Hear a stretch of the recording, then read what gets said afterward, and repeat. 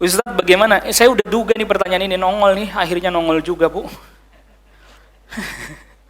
Makanya tadi saya udah batasi selingkuh ya, ini nongol juga akhirnya. Bagaimana Ustadz minta cerai karena suami ingin poligami, sang istri tidak menentang tapi tak sanggup, apa boleh minta cerai? Tak boleh Bu, secara syariat nggak boleh. Ngomongin syariat ya, nggak boleh. Saya nggak sanggup, saya minta cerai aja, nggak boleh. Itu bukan sebab syar'i, nggak boleh. Kalau pertanyaannya dari sisi syariat tidak boleh. Tapi kalau ibu datangnya ke pengacara, penasihat hukum, dia proses sama dia. Ya Bu ya. Ibu nanya ke saya jawab dari sisi apa?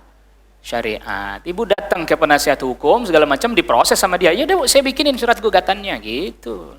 Berdasarkan karena memang ada di undang-undang negara ada Bu. Bahkan misalnya ini undang-undang negara ya. Itu bertentangan dengan syariat. Misalnya si suami menikah diam-diam, baru dia cerita, ibu ngambek, marah, lalu kemudian mengajukan gugatan cerai atau mengajukan pembatalan pernikahannya, bisa dikabulkan sama pengadilan berdasarkan undang-undang negara. Bukan ngajarin buruk, ini cuma ngasih tahu aja. Kok ibu menempuh jalur itu, ibu menentang syariat. Gitu aja. Saya cuma ngasih tahu. Ibu menggugat ke pengadilan, pengadilan memproses, pernikahan yang kedua, kalau memang ternyata terbukti sah, apalagi tidak sah, bisa dibatalkan oleh pengadilan.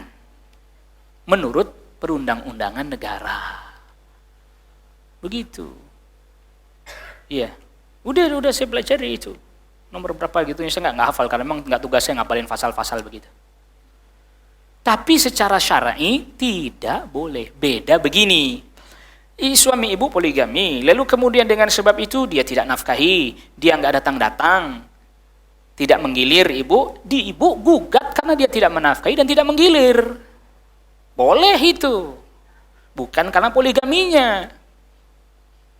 Jelas, nggak kasih nafkah nih. Tanya ibu, iya, nggak ditransfer, datang pun tidak, gugat. Syar'i yang itu.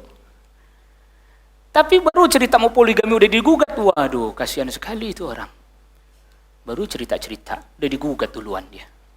Tahu gitu nggak cerita saya, digugat juga sama saja Anda. Bicara aturan syar'i begitu ya Bu ya. Jadi kalau dianya zalim, dianya tidak menunaikan kewajibannya, dia bisa digugat dan itu syar'i, sesuai syariat. Bantu yuk operasional Rumah Dakwah Al-Hujah dan terselenggaranya kajian serta dakwah Al-Hujah dengan menjadi donatur tetap setiap bulan berinfak Rp30.000.